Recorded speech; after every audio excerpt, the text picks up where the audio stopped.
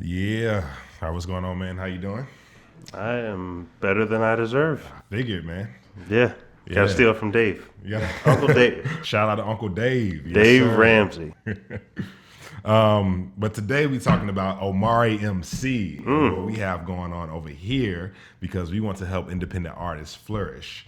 All right. So I want to ask about a very trendy platform right now. It's all over the place. It's almost like a buzzword. Clubhouse this, Clubhouse that. Clubhouse. Yeah, and I mean, to be honest, from my understanding of it, it sounds like a cool idea, but I guess from what I understand it to be, it's almost like a Zoom platform, except it's without the video and it's just the audio, and it leaves an artist like myself wondering, what's the difference? Why should I choose to, jump on and hang out with people on Clubhouse when I have these, Zoom options over here? So from what you would advise and from what you have come to understand what Clubhouse is, would you recommend artists jump on there? What are your thoughts on it? So I don't have Clubhouse because I'm an Android user. I do not use Apple stuff. Although a lot of people at the office use Apple. Yeah, But tragic, man. from my understanding, what I've heard about it, what I've seen on other podcasts about it, is that it's an audio platform where it's very time intensive. So that's the only area where I'd say artists maybe shouldn't try it out. Is because from my understanding, like you have to be active on the platform to really get a lot from it and get a lot out of it. So I was listening to, who was it? It's Spectacular. Yeah. From, what do you call it? From Pretty Ricky. Pretty Ricky. Yeah. Shout out. So he was on a podcast with Eric Sue, who's like a marketer, and they were talking about how they've been growing their audience with Clubhouse, but they have to spend like 4 or 5 hours a day on the platform, like actively on the platform, in order to get the value out of it. So, not sure it's the most scalable sort of thing. Like maybe you can spend like an hour a week or something. So for people who don't know, like Clubhouse, you go into different rooms, and there'll be like people that you maybe look up to that might be in it's like a live podcast. So like you guys are listening to this that's on a pre-recording, whether you're listening to this podcast or you're watching the video on YouTube or wherever else the video is.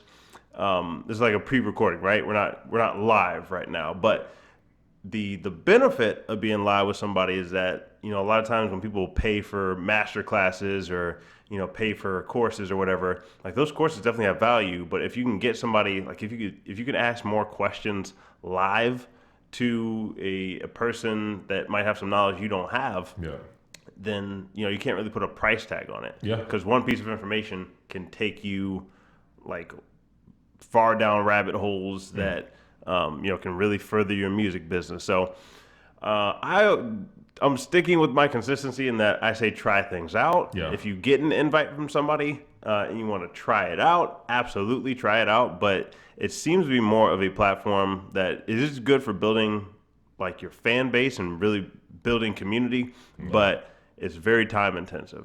So I tend to like to stick with things that are more scalable and that are a little bit more hands off. But I mean, people are having success on Clubhouse, so it just depends. Like you guys, I mean, once they get it for Android, you might see me on there. I'll have more info then when I test it out. But I mean, somebody was going to send an invite, but I'd have to use my wife's iPhone to do it, and I think they tie it to your phone. Really? Yeah, from my understanding, like it's I guess the sign-up's like tied to your phone or whatever. Yeah. So for those of you that don't know, again, like you have to get an invite to Clubhouse. You can't just download it. So you get an invite to Clubhouse from somebody who already has Clubhouse, and they only get so many invites, right? So it's exclusive. Like that's their thing. And honestly, I think that's probably the biggest marketing thing that they did. They made something exclusive.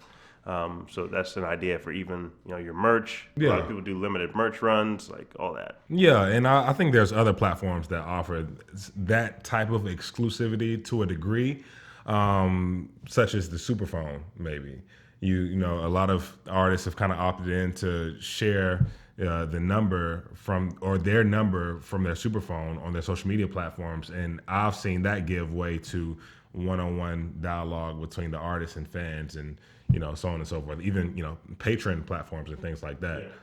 So I mean, that those might be options that aren't as time intensive. Yeah, you're talking about like when I don't know about Superphone. It's probably the same technology where like I don't know, you just put a number up and people can text it, and it's like an opt-in. Okay, yeah. That's Ryan Leslie. I'm not sure if you're familiar. Yeah. That's okay. his app. Yeah, that's great for building community. Like when people can, whether it's coming directly to your phone, or they set it up through like a Google Voice or whatever. Yeah. There is a higher opt-in rate and like conversion from people who text message. So instead of just emailing, like there's different levels. So there's email lists. Whether you're using MailChimp, like we recommend, we can put like our link to MailChimp in the show notes.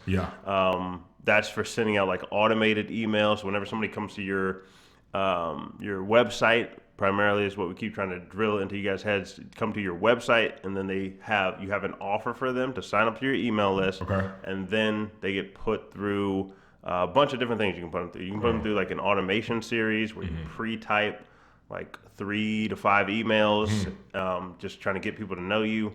That helps build relationship. There's also push notifications. Okay. You don't have to have an app to do that. You can go to a website like subscribers.com is the one we use.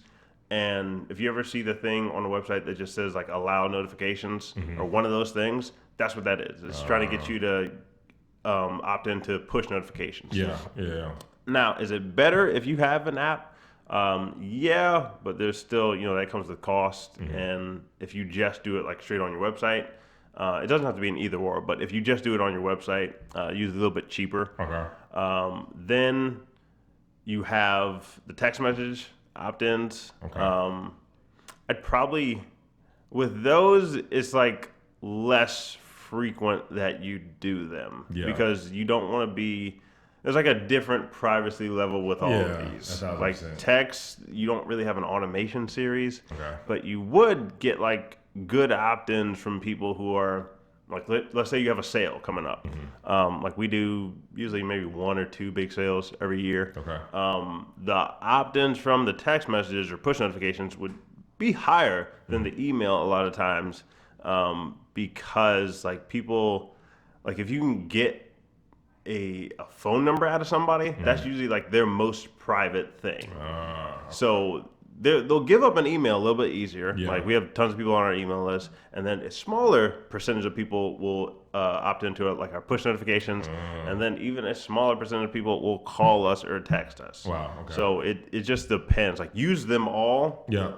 Like test these different marketing things, but that's what you're gonna find. The different percentages of people. Yeah.